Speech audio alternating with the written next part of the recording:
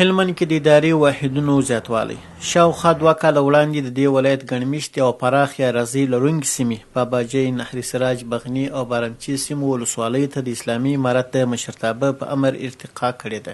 د باباجي ولسوالۍ اوسېدونکي وایي ولسوالیو ته د دوی ګڼمېشتو سیمو ارتقا د امنیتي، پرمختیایي، اقتصادي، ملکي او حکومتولۍ په برخو کې خورا ګټوره ثابته شوې. څنګه چې د امیر المؤمنین د خوا څخه زموږ په ولایت کې د باباجي د ولسوالیو دپاره ولسوالي منظوره کړه، موږ په دې ډېر خوښ وو. علاوه پر خوشحالۍ باندې زموږ ډېرې ستونزې وو، زموږ ډېر مشکلات حل شوي دي.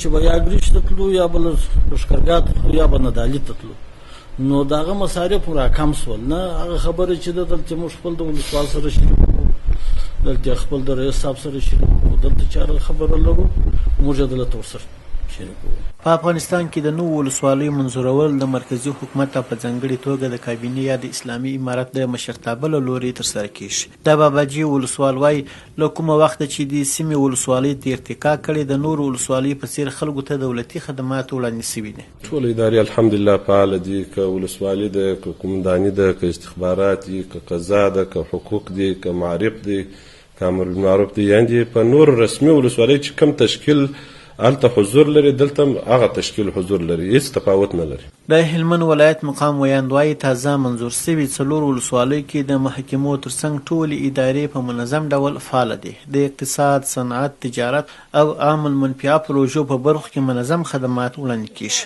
په دغه 4 ولسوالیو کې هم د نورو ولسوالیو په څیر د محاکمو ترڅنګ نورې ټولې ادارې په منظم ډول فعاله دي او ولسونو ته د اقتصاد، صنعت، تجارت او عام المنفعه پروژو په برخه کې منظم خدمات وړاندې کیږي او لا هم هڅه کیږي چې دا خدمات پیاوړي شي.